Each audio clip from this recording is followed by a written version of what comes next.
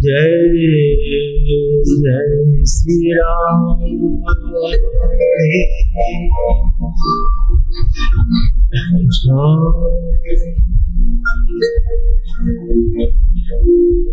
हरि तत्सत् हरि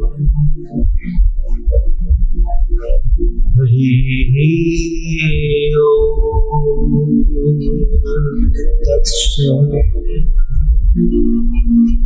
हरि तत्सत्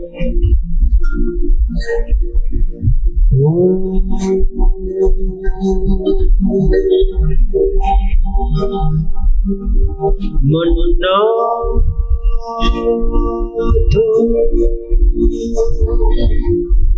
श्री जगन्नाथ मद्गुरु श्री जगद्गुरु ममत्मा सर्वभूतत्मा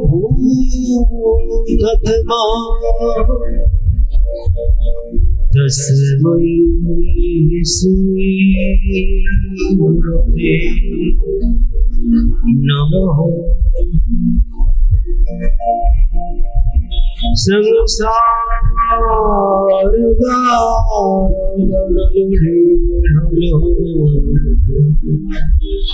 प्राणाय कारुण्य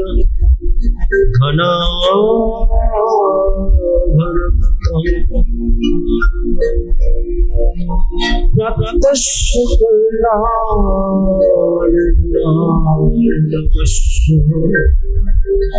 वन्दे गुरो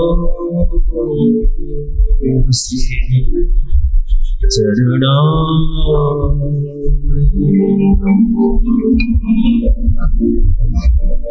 वन्दे श्री गुरु श्री जुत पद कमला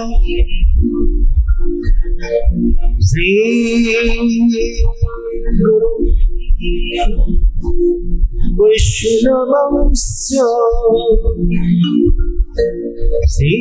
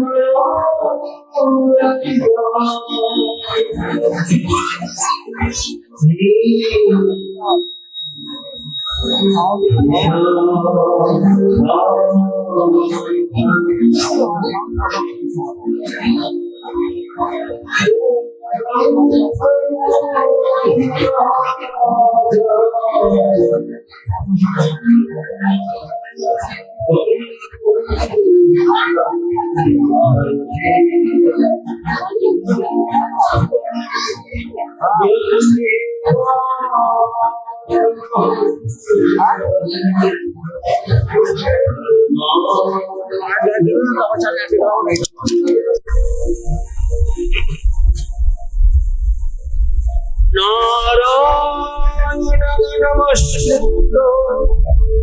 Naram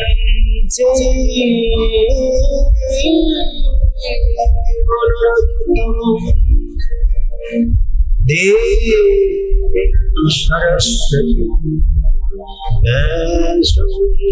Tato Joy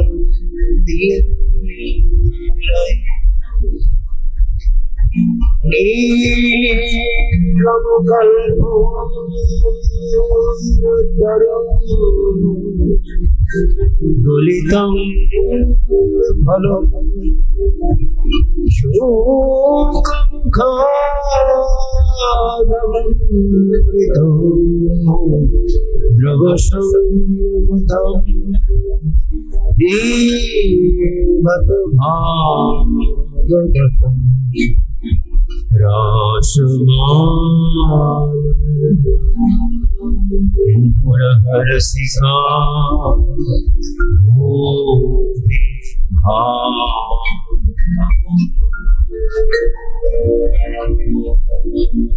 Mancha Kalpatarasya Kripashudabhaya Patitana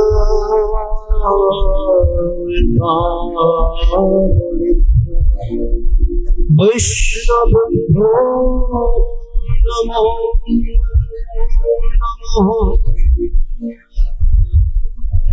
Jai Krishnata Bhattarapuna Sri Jiva Gopal Bhattarapuna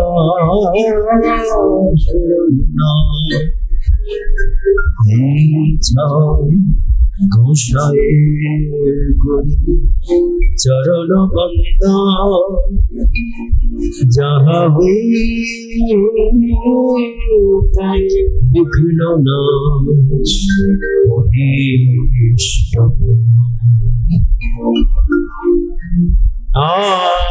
Jarunamita bhuja kanaka Nath Sankirtanai kapitaram Kamala Laksham Visham Bharam Drijavaram Yogadharam Palam Mande Jagatpataram Karunavataram He Krishna Karuna Sindhu Deenabandha Jagatpati Gopesha Gopika Kanto Radha Kanto Namaste Ya Kundendu Tushar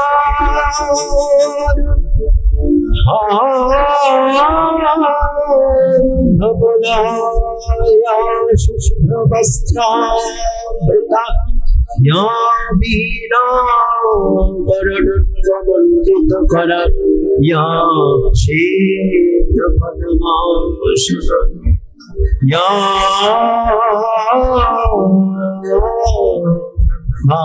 Bhajuta Shankara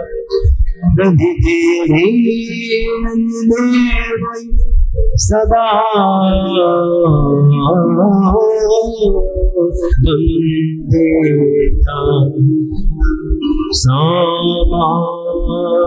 पातु सरस्वती भगवती शेष वक्रतुंड महाकाय सूर्यो कोटि समप्रभ निर्विघ्नं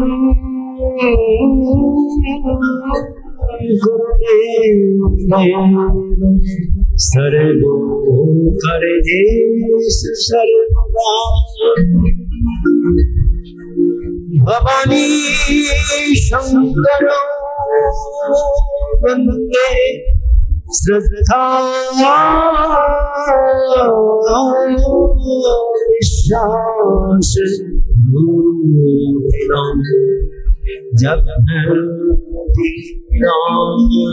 न पश्यन्ति सिद्धान्तस्तीश्वरम्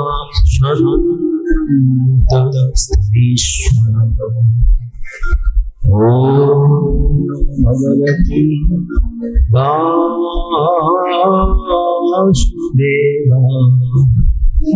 ओम नमो भगवते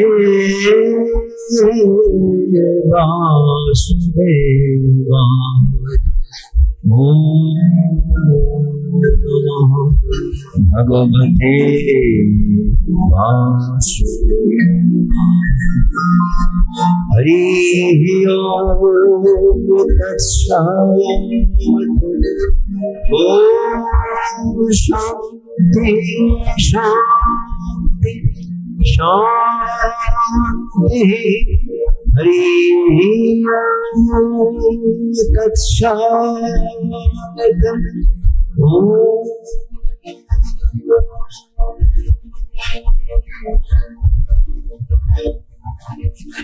बोले सतगुरु भगवान की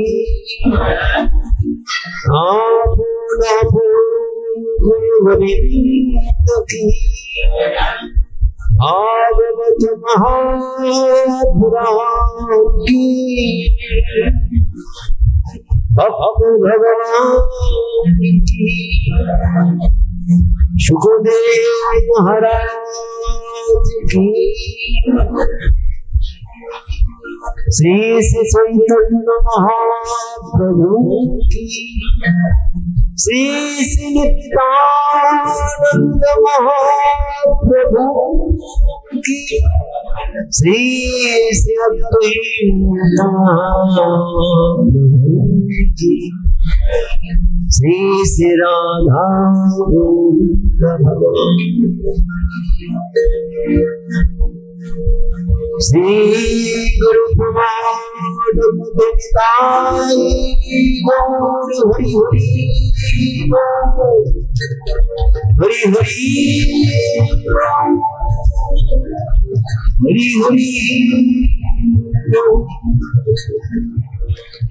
जय जय श्री राम जय जय श्री राम जय जय श्री राम श्याम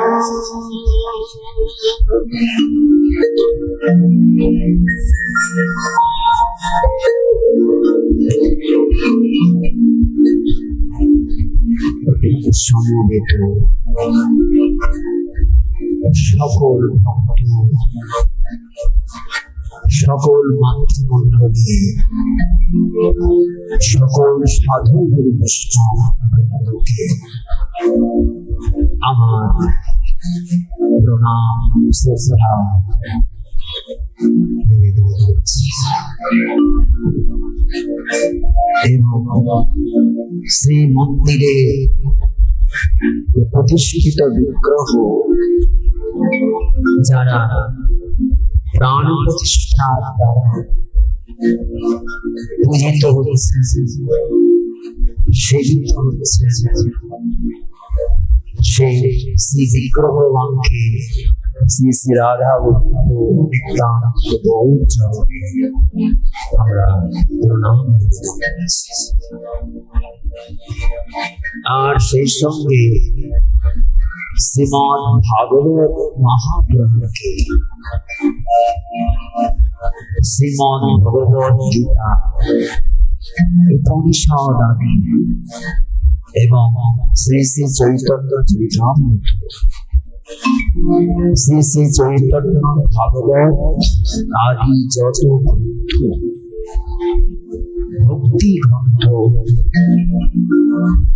এখানে আমাদের সামনে, আমাদের মধ্যে, আমাদের মনীষার মধ্যে যাদের স্থান নির্দিষ্ট হয়েছে সেই সকল গ্রন্থগণকে আমরা দেখাচ্ছি।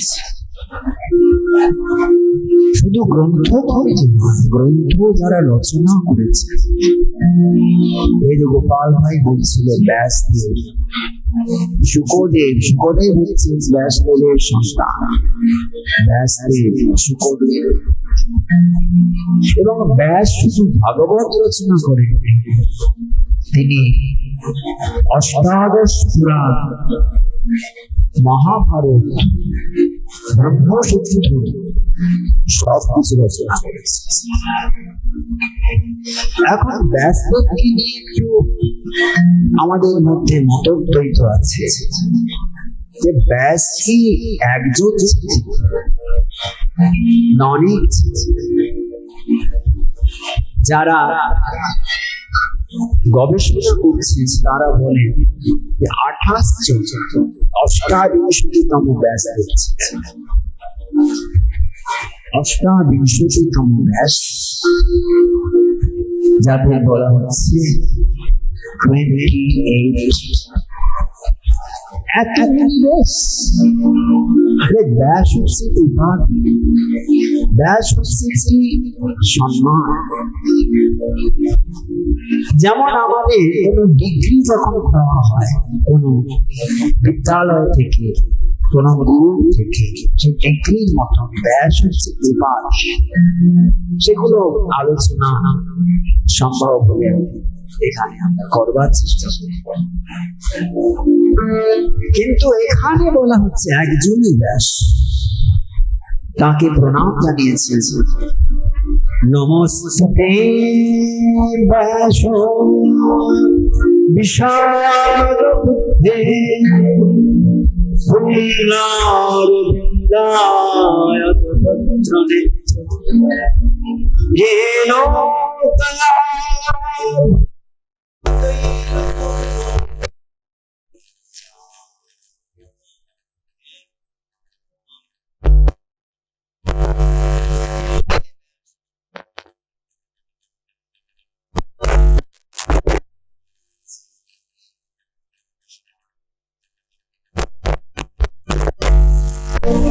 তোমার বুদ্ধি বিশাল, এবং তুমি কি করেছিলে?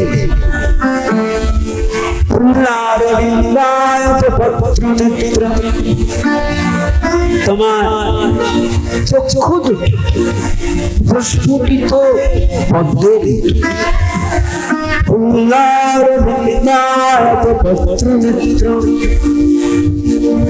এটা তো তার রূপের বর্ণনা। তিনি কার্য কি করলেন? কাজ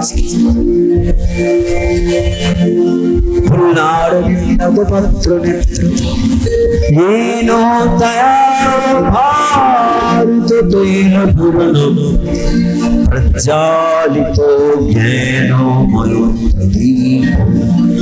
প্রথম প্রণাম কি করলেন? তারপর বললেন যে তোমার নয়ন যুগল হচ্ছে প্রস্ফুটিত পদ্মের মতো। তারপরে বললেন যে তুমি কি করেছো? না, মহাভারত রূপী প্রদীপকে প্রজ্বলন করেছো। তোমার জয় হোক। মহাভারত যেটি বলা হয় 80,000 শ্লোক সমন্বিত মহাভারত তুমি রচনা করেছ। কিন্তু মহাভারত রচনা করেও তো ব্যাসদেবের মনে প্রসন্নতা আসে। মহাভারত রচনা করলে মনের মধ্যে একটা অসন্তোষ কিসের জন্য বুঝতে পারি। দেবর্ষি নারদ তাকে উপদেশ দিয়েছিলেন যে তুমি তোমার মনে যে অসন্তোষ আসছে কেন এসেছে না, তুমি অনেক গ্রন্থ রচনা করেছ, সংসার ধর্ম, তারপর তোমার পাতিব্রত্য ধর্ম, রাজধর্ম সম্পর্কে অনেক কিছু বর্ণনা করেছ, কিন্তু শ্রীকৃষ্ণ তার বাললীলা প্রসঙ্গে বিশেষ কিছু বর্ণনা করো নাই। সেই জন্যে তুমি বাললীলা প্রসঙ্গ কৃষ্ণের বাললীলা, কৃষ্ণের বাললীলা প্রসঙ্গে আমরা পরে আসবো। জন্মাষ্টমী এখানে ব্যাসদেবের নাম জানাচ্ছে। অজস্র লেখনী তার হৃদয় থেকে উৎসাহিত হয়েছে। আর মহাভারত যখন রচনা করছে তখন কিন্তু তিনি কেবল উপদেশ দিয়ে যাচ্ছে, মহাভারতের শ্লোকগুলি বলে যাচ্ছে এইটা। গণেশজি লিখছে, আপনারা যদি বদ্রীনাথের মানা গ্রাম আছে, বদ্রীনাথের পরে যারা গেছেন, বদ্রীনাথ কেদারনাথ যারা দর্শন করেছেন, বদ্রীনাথের পরে একটি গ্রাম আছে মানা গ্রাম, সেখানে যদি যান দেখতে পারে দুটি গুহা আছে। একটিকে বলা হয় ব্যাস গুহা, একটিকে বলা হয় গণেশ গুহা। ব্যাসদেব বলে যাচ্ছে আর গণেশজি লিখে যাচ্ছে। গণেশ লিখছেন কেন? গণেশ হচ্ছেন বিবেক।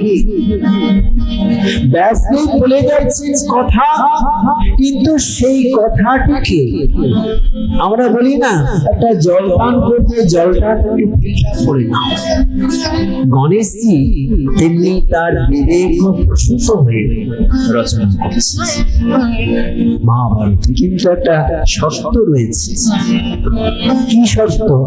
না, আপনি কখনো যদি আপনার কথা স্তব্ধ হয়ে যায়, মন্দ হয়ে যায়, তাহলে আমার লেখনীও কিন্তু মন্দ হয়ে যায়। গণেশজি ব্যাসদেবকে বলেছেন, ব্যাসদেব বলছেন আপনি লিখুন না, আমার লেখুন, আমার বলা, আমার প্রবচন কখনো মন্দ হবে না। কিন্তু মাঝে মাঝে ব্যাসদেব স্ক্রিপ্ট দেখে বলছেন না, লেখা দেখে বলছেন না, তার মনের মধ্যে যেটি উদ্ভূত করছে সেটি বলতে বলতে কখনো কখনো তার মনে হয়তো একটা লীলা, একটা শ্লোক আসতে দেরি সামান্য, তখন ব্যাসদেব দেখছেন যে এখানটায় তো গণেশজি তো লেখা বন্ধ করে দেয়। তখন এক একটা ব্যাসকূট বলেছে, সেই ব্যাসকূট হচ্ছে 10টি ব্যাসকূট আছে।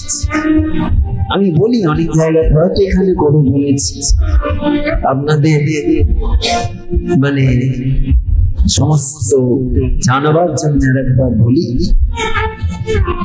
একটি শ্লোক হঠাৎ অদ্ভুত শ্লোক বার করলেন, গৌরংশপতিতং দৃষ্টা খণ্ডং খণ্ডং হি তলে কাকাসি গানগৃণন্তি নক্তি ব্রহ্মণা জনা।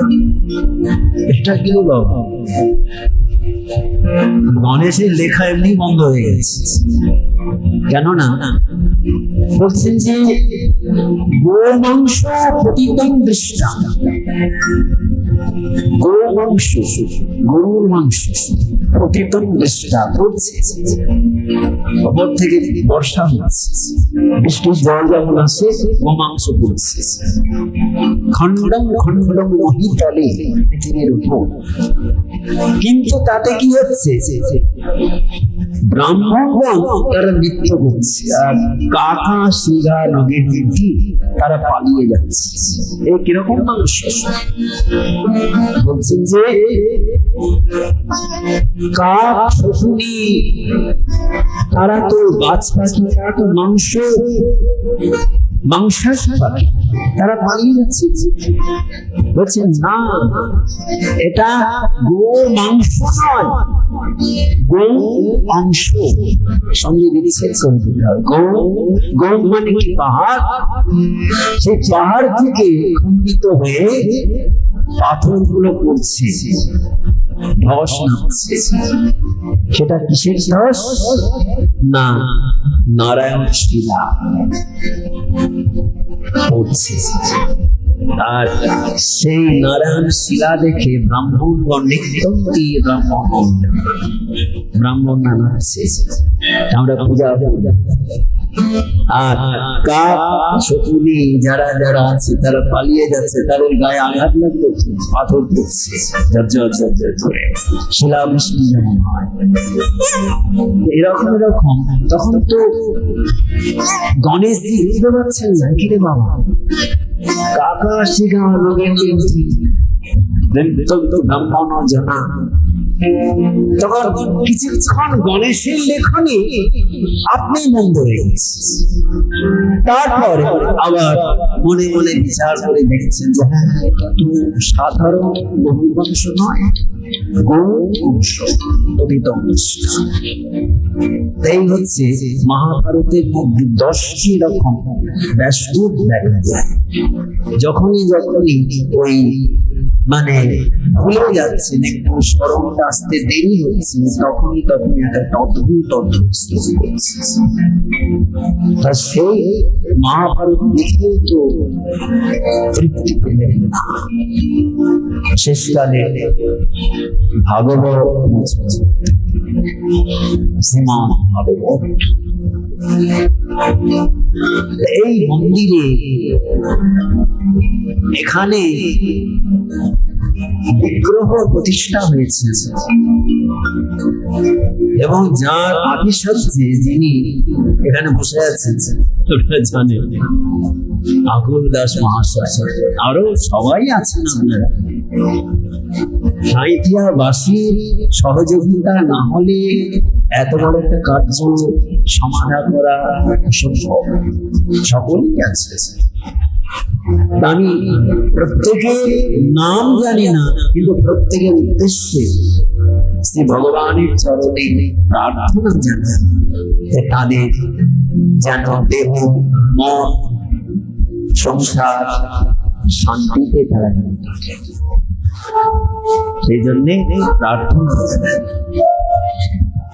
তাই এখানে এই ভাগবত কথা আমি আপত্তি করেছিলাম, যখন একটা এরকম সময় চলছে জানি না, কিন্তু ওনার একান্ত আগ্রহ যে ভগবানের কৃপাতে কি না হয়।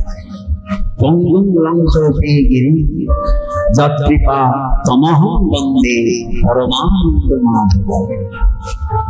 বিবেকানন্দ শিকাগো ধর্ম সম্মেলনে যখন প্রথম ভাষণ দিচ্ছে, তখন তিনি ভাবছেন আমি কি বলবো, মাত্র 5 মিনিট সময় তার জন্য।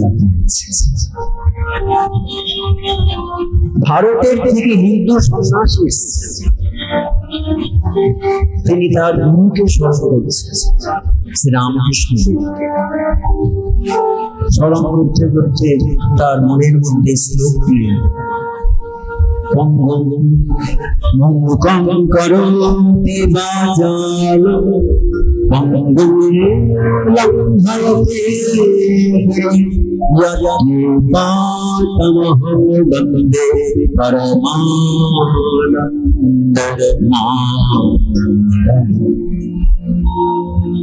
মুখং করোতি বাচালং, মুখ মানে বোবা, সে কথা বলতে পারে না, সে বাচালির মতো বাক্য তার কণ্ঠ থেকে নিশ্চিত হয়।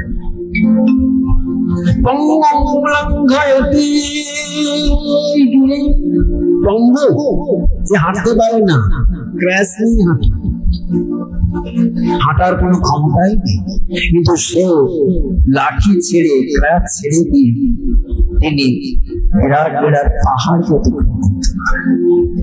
যদি একবার তার কৃপা আসে, কৃপা দিকে বলো গুরু কৃপা। মুকম করোতি বাচালম অঙ্গম লঙ্ঘয়তে গিরি সচকৃপা তমহং পরমানন্দ। হে মাধব, মাধবের কৃপা যার উপর আসে। বিবেকানন্দ শ্লোকটি সুদর্শনী শ্লোক পাঠ করেছিলেন। পাঠ করে তিনি বলেছিলেন, আমেরিকাবাসী যেই বলেছেন সমস্ত হাততালিতে সারা ফল একেবারে ভরে গেছে। আর তিনি 5 মিনিটের জন্য বলতেন, আরো মহর্ষি দর্শকদের আতিশস্যে তাদের আগ্রহ বলতে লাগলেন।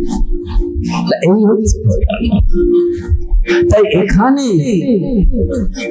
বিভীষিকা, মহামারী সব কিছু হয়তো আছে, কিন্তু আবার কোনো ব্যতিক্রম দেখা যায় সেখানে, সেটা তো প্রবেশ করতে পারে না। এখন আমাদের সাবধানে থাকতে হবে, আমাদের মাস্ক পরতে হবে, এখনকার ভাষায় স্যানিটাইজার নিতে হবে, কিন্তু তবু আমাদের মনের মধ্যে ভয় রাখতে চলছে না। ভয় কখন আসে? তাকে যখন ভুলে যায়, তার স্বরূপটাকে যখন হারিয়ে ফেলি, তখন আসে ভয়। আর ভয়ের মধ্যে সব থেকে বড় ভয় হচ্ছে মৃত্যু ভয় আসছে। রবীন্দ্রনাথ বললেন, অন্তর গ্লানি সংসার ভার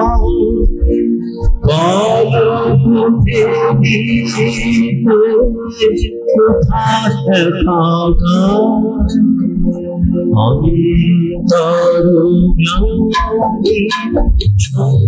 সংসার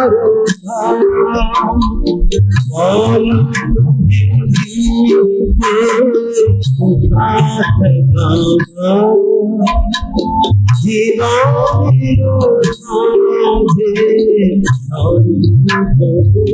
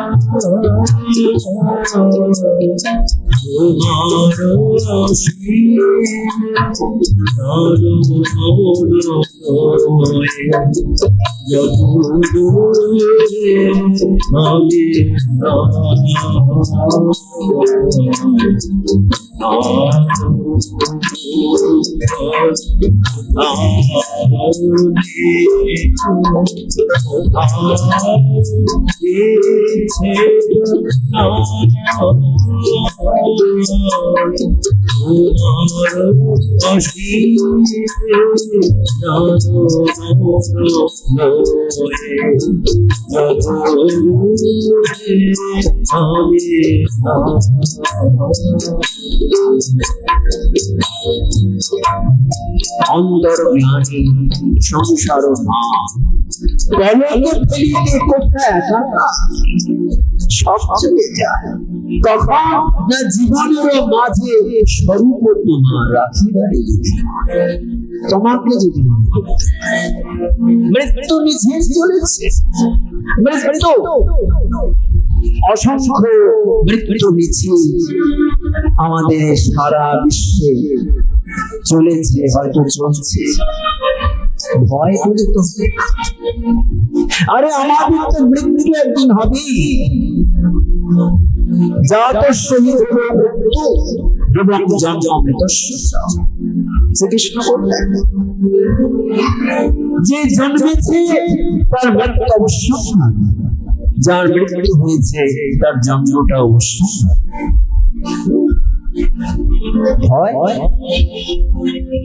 তা সেই জন্য এখানে ভয় থেকে দূরে থাকার জন্য হরিকথার আয়োজন হয়েছে, যাতে ভয়কে আমরা কিছুক্ষণের জন্য ভুলে যাই, মনটাকে একটু ভগবান পথে যেন নিয়ে যেতে পারি। মৃত্যু আসবে, আবার জন্ম আসবে, আবার গর্ভবাস আসবে, কিন্তু সেখানে সর্বদা চিন্তন করতে হবে ভজ গোবিন্দ ভজ গোবিন্দ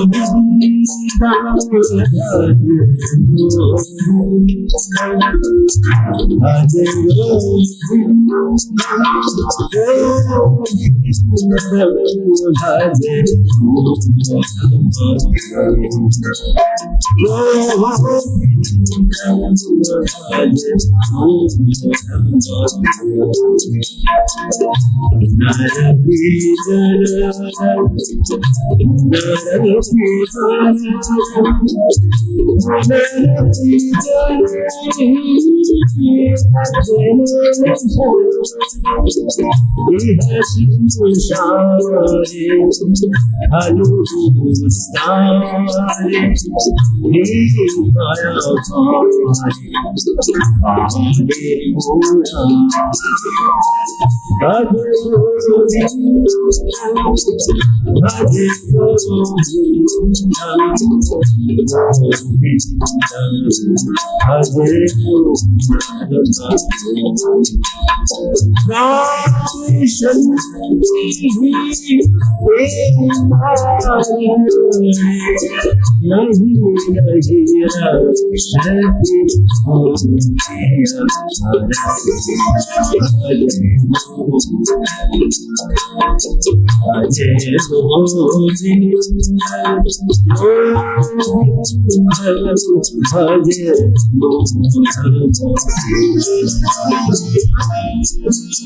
আমাদের ভজ গোবিন্দ ভজ গোবিন্দ গোবিন্দ ভজ। তাই ব্যাস রচনা করেছিলেন শ্রীমদ্ ভাগবত, কিন্তু প্রচার করলেন তার পুত্র, তার সন্তান বা তার শক্তি সুখদেব গোস্বামী। আমরা প্রথমে এখানে নিত্য দর্শন করেছি এবং তারপর আমরা গোপাল ভাইকে সামান্য কিছু ভাগবতী কথা শোনাতে পেরেছি। প্রথমে নিত্য কেন না, আমাদের যে হরি কথায় যে আমরা অবস্থান করবো, যেন নিদ্রা যেন আমাদের মন প্রাণ যেন নৃত্য করে।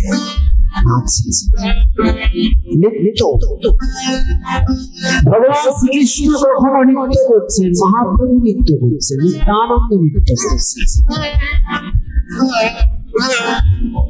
তাই এখানে নৃত্য গীত বাদ্যং তথা নৃত্যং ত্রয়ং সংগীতং উচ্যতে। গীত, বাদ্য এবং নৃত্য তিনটি হচ্ছে সঙ্গীত, কণ্ঠ সঙ্গীত, যন্ত্র সঙ্গীত আর নৃত্য সঙ্গীত। তাই কালকে বলদেব জন্মোৎসব, যদি এটি আমাদের গোস্বামী মঠে বলদেবের জন্মোৎসব, এবং সেই বলদেবকে আমরা পরবর্তীকালে নিত্যানন্দ রূপে আমরা তাকে দর্শন করছি। নিত্যানন্দ প্রসঙ্গ আমাদের বাংলায় আমাদের মহাপ্রভু যারা পরবর্তী গোস্বামীগণ তারা রচনা করেছে নিত্যানন্দ প্রসঙ্গ। আপনি কিন্তু আজকে যদি বাংলার বাইরে যান সেখানে কিন্তু নিত্যানন্দ প্রসঙ্গ তারা জানেন, বৃন্দাবনও জানেন। আমরা তো যাই হোক ভগবানের নিত্যাই চাঁদের দয়া কৃপায় বহু জায়গায় আমরা ঘুরেছি। আপনি আসামে যদি যান, আসামে গেলে আপনি সেখানে দেখবেন শঙ্করদেব মাধবদেব মহাপ্রভু সেরকম প্রচার আছে আমাদের বাঙালি কাছে। কিন্তু গতকাল আর একজনের আবির্ভাব ঘটেছিল, তিনি হচ্ছেন বিজয় কৃষ্ণ গোস্বামী গোসাই যাকে বলা হয় রাখি পূর্ণিমা। তিনি যখন কুম্ভ মেলাতে যান, কুম্ভ মেলাতে তিনি যখন ক্যাম্প করেছেন, তাঁবু ফেলেছেন, সেখানে তিনি প্রথম নিত্যানন্দ গৌর সুন্দরের বিগ্রহ প্রতিষ্ঠিত করলেন। অনেক সাধুর আগ্রহ থেকে বলছে ভগবান কোথায়, এই বাঙালি সাধুরা কোথা থেকে এসেছে আর কোথায় মূর্তি রেখে দিয়েছে, হাত তুলে দাঁড়িয়ে যাচ্ছে, এরা কে পরিচয়? সবাই তার বিরুদ্ধাচরণ করেছে। কিন্তু তখনকার দিনে রামদাস কাঠিয়া বাবা, ভোলানন্দ গিরি তারা তার সাপোর্টার ছিলেন বলে বিজয় কৃষ্ণ গোস্বামী তিনি সেই যাত্রায় সম্মানিত হয়েছে।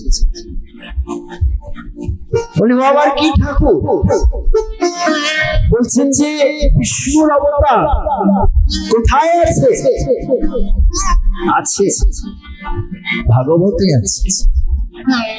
কৃষ্ণ বর্ণম কৃষ্ণ সঙ্গপং বস্ত্রম পার্শ্বদম।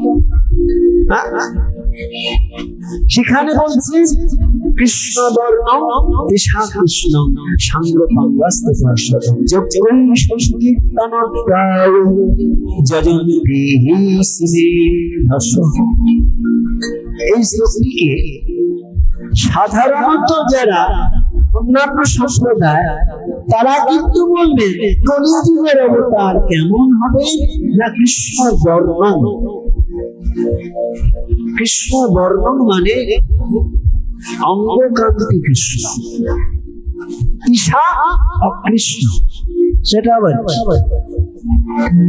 অঙ্গকান্তি যদি কালো হয় তাহলে রংটা আবার কি করে অকৃষ্ণ হবে? কলিযুগের সাধারণ সাঙ্গ পঙ্গস্ত পার্শ্বদন, অঙ্গ উপাঙ্গ অস্ত্র পার্শ্বদ, সাঙ্গ পঙ্গস্ত পার্শ্বদন। এটা যদি সন্ধি বিচ্ছেদ করে বলা যায় সাংসঙ্গ। অঙ্গ মানে হাত পা, উপাঙ্গ মানে আঙুল, পায়ের আঙুল, হাতের আঙুল, অস্ত্র আর পার্শ্বদ। পার্শ্বদ মানে তার অনুচর কলিযুগের অবতার। পার্শ্বদ বলতে গেলে বিশ্বাসী গুরু, অস্ত্র বলতে গেলে চক্র, সুদর্শন চক্র বা ধনুষ্পাত। কিন্তু গৌড়ীয় বৈষ্ণবগণ বা আমাদের যারা গোস্বামীগণ তারা অর্থ করলেন যে কৃষ্ণ বর্ণন মানে কলিযুগের যিনি যুগাবতার হবেন তিনি কৃষ্ণকে বর্ণনা করবেন। কৃষ্ণ বর্ণন কৃষ্ণকে বর্ণনা ঈশা অকৃষ্ণ, ঈশা মানে অঙ্গকান্তি হবে, অকৃষ্ণ মানে কালো নয়, এইভাবে ব্যাখ্যা করলেন। কিন্তু এই ব্যাখ্যাটা কিন্তু সব সম্প্রদায় নিচ্ছে না, নিল না। আপনি বৈষ্ণব সম্প্রদায়ের মধ্যে যদি যান, আজকে নিম্বার্ক সম্প্রদায়, শ্রী সম্প্রদায়, সেখানে কিন্তু তোমাদের বানানো কথা কি আসছে। আমরা তো বিভিন্ন জায়গায় যাই, তো কাঠিয়া বাবা, নিম্বার্ক সম্প্রদায়, সেখানে অনুষ্ঠান করি, সেখানে গৌর নাম পর্যন্ত করে। এই রাধে কৃষ্ণ রাধে কৃষ্ণ, কৃষ্ণ কৃষ্ণ রাধে রাধে, রাধে শ্যাম শ্যাম শ্যাম রাধে। এইরকম বিভিন্ন রকমের মানুষের মতভেদ আছে। সঙ্গ প্রঙ্গস্থ পার্শ্বদম, পার্শ্বদ বলতে গেলে এখানে বলা হলো নিত্যানন্দ অদ্বৈত গদাধর শ্রীবাস, গৌড়ীয় মন্দির।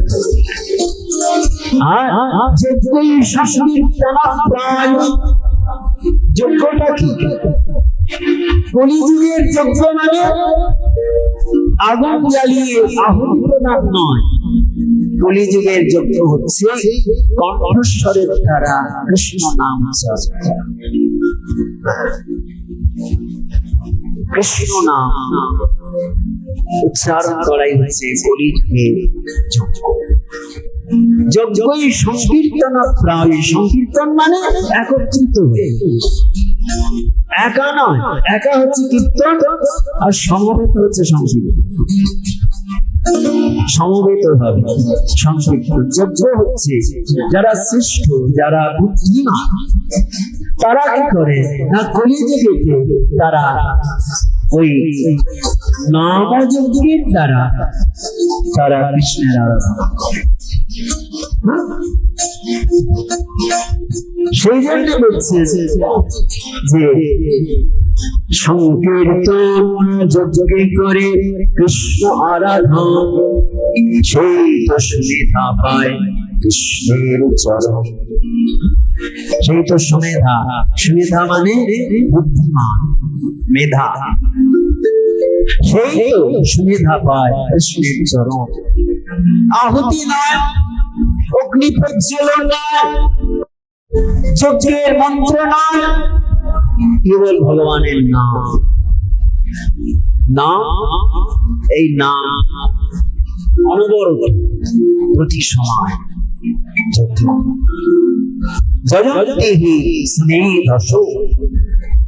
কলিযুগে ভগবানের নাম সংকীর্তন। কেননা কলিযুগের মানুষের এখন বুদ্ধি হ্রাস পেয়ে গেছে, মেধা একদম নেই, বুদ্ধি নেই, মেধা নেই, কেবল আছে সাংসারিক। কিভাবে অপরের সঙ্গে দ্বন্দ্ব বিবাদ, অপরের সঙ্গে কলহ, এই সমস্ত গুলো আছে, কিন্তু সকলের সঙ্গে মিলনের যে প্রচেষ্টা, সেটা নেই, ভালোবাসা নেই। সেই জন্য সেই ভালোবাসার জন্য কৃষ্ণ নাম সংকীর্তনের দ্বারা প্রত্যেকের সঙ্গে একটা ভাতৃত্ব বন্ধন, এই যে কালকে যে রাখি বন্ধন নিয়েছে, রক্ষা বন্ধন, এটা হচ্ছে একটা ভ্রাতা ভগ্নীর সঙ্গে বা পরস্পর বন্ধু বন্ধুর সঙ্গে একটা মিলন, রাখি বন্ধন, রক্ষা বন্ধন। যিনি যার হাতে রক্ষা বন্ধন করবেন, তার তিনি সর্বদা চিন্তা করবেন যে কিভাবে তার কল্যাণ করা যায়। ভ্রাতা যখন, ভগ্নী যখন ভ্রাতার হাতে রাখি বাঁধবেন, ভ্রাতার তখন ভগ্নীর উপর একটা কি আসবে না, ভগ্নীকে কিভাবে রক্ষা করা যায়, এই চিন্তা। আমরা সকলেই তার সন্তান, সকলেই আমরা ভ্রাতা ভগ্নী, জগতের পিতা হচ্ছেন কৃষ্ণ, জগতের পিতা কৃষ্ণ।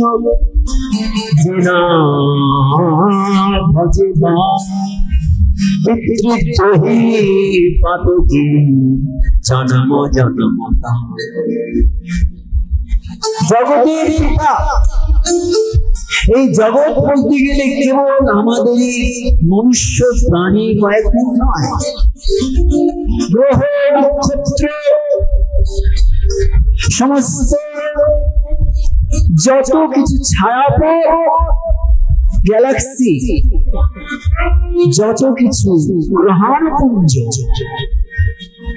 যত প্রাণী, যত পিপিলিকা পর্যন্ত ক্ষুদ্র ক্ষুদ্র তাদের চোখে দেখা যায় না, অনুবীক্ষণ যন্ত্রের দ্বারা তাদের হয়তো অনুমান করা যায়, তাদের জগতের পিতা কৃষ্ণ। যেনা ভজনা, ভজনা করো, ভজনা করো। ভজন আর সাধন দুটি কথা আছে। সাধন মানে সাধন করা হচ্ছে কি না, সাধন করা হচ্ছে কায়িক পরিশ্রম, আর ভজন মানে যে পরিশ্রমের ফলটাকে উপভোগ করা। ভজন মীরাবাই সাধন করনা चाहिए मन्ना, भजन करना चाहिए, प्रेम लगाना चाहिए, हरि से प्रीत लगाना चाहिए। साधन करना चाहिए,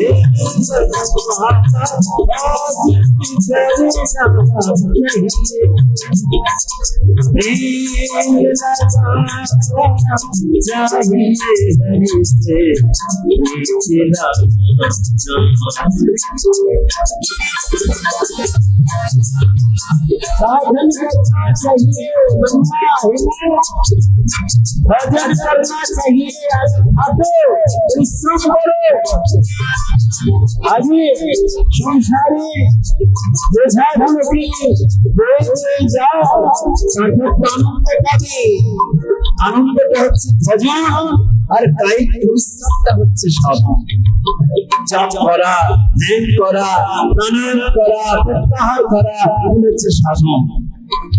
আর যখন ভজন হবে তখন আর এগুলোর দরকার, সব আনন্দ, আনন্দ আনন্দ, নামের আনন্দ, প্রেমের আনন্দ, সেই ভক্তির আনন্দে সব ঝাড়খান্ড ভজন।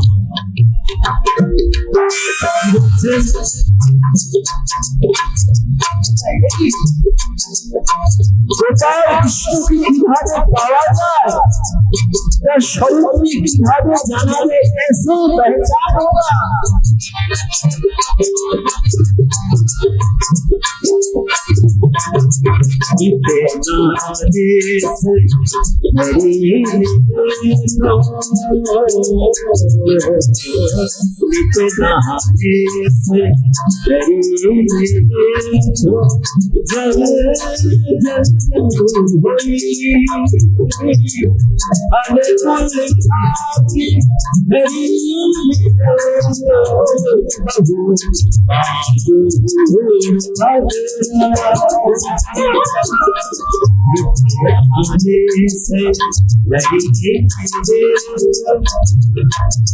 नहाने से ही ये समय शाम करने जाके पाया जाए, इस शाम करो, शाम करो।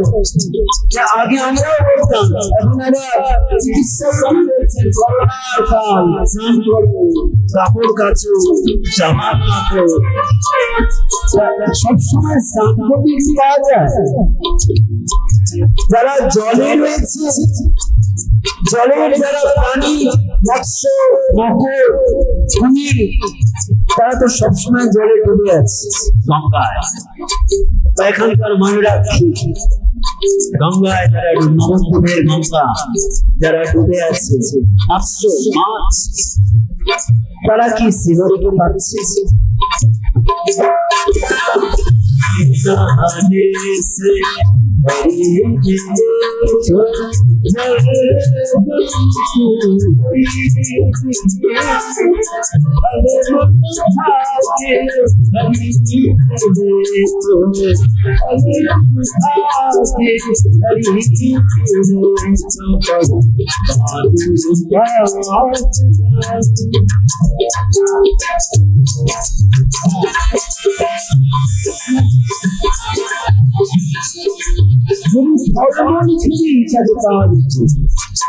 আমি অন্য প্রাণ করি না, আমি ফল খাই, ফলাহারি বাবা, আমি জলাহারি বাবা, আমি দোধাহারি বাবা।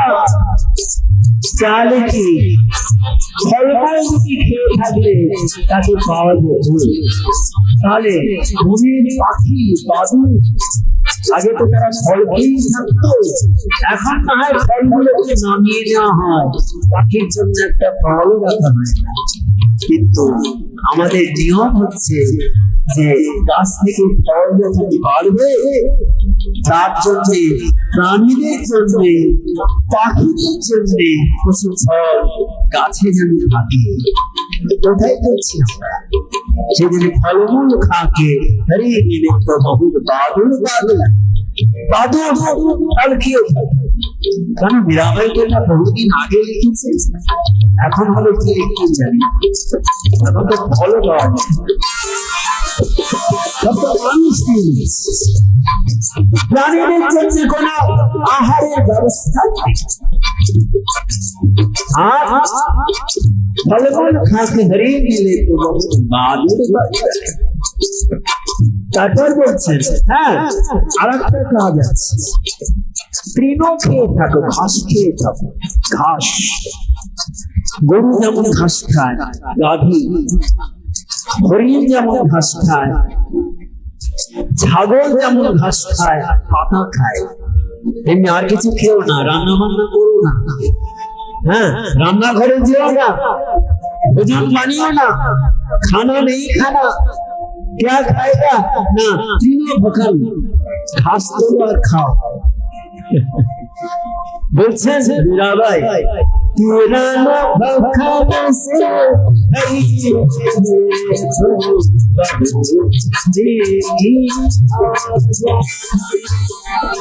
तेरा ना बखाने से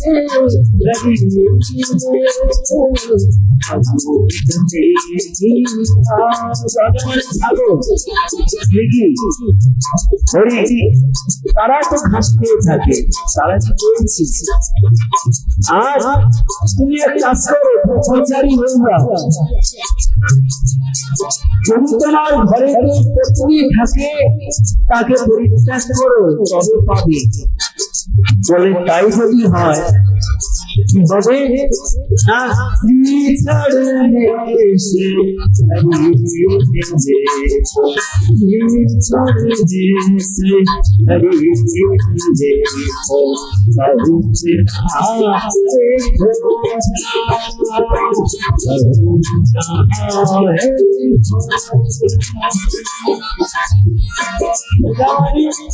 আগেকার দিনে হারেবে নবাব মুসলমান হারেবে যে সমস্ত জায়গাটা থাকতো সেখানে সাধারণ কোন ব্যক্তিকে প্রবেশ করতে দেওয়া হতো না। সেখানে একমাত্র যারা প্রহরী থাকতো তাদের পূজা করে দেওয়া, পূজা মানে নপুংসক করে দেওয়া, তবে তাদের প্রবেশ আসতে। তারা কি নপুংসক হয়ে তারা কি কৃষ্ণকে পেয়েছে? পাই না। বলেন এক কাজ করো, যত তুলসী আছে যেখানে যেখানে তুলসী দেখবে তাকে পূজা, আর তাও যদি না হয় যত যত পাথর দেখবে তার মাথায় জল ঢালবে। মীরাবাই বলছেন তাই কি পাওয়া যায়? তুলসী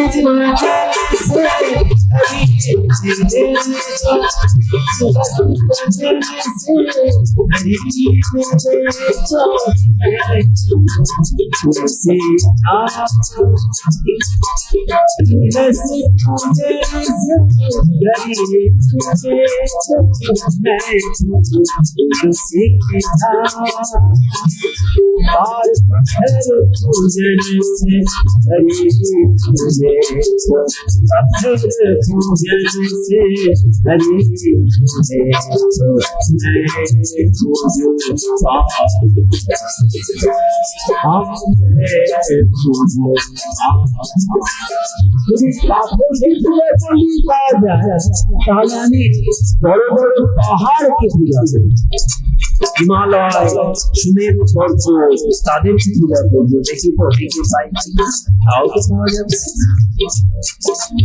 বললে যে দুঃখে থাকো,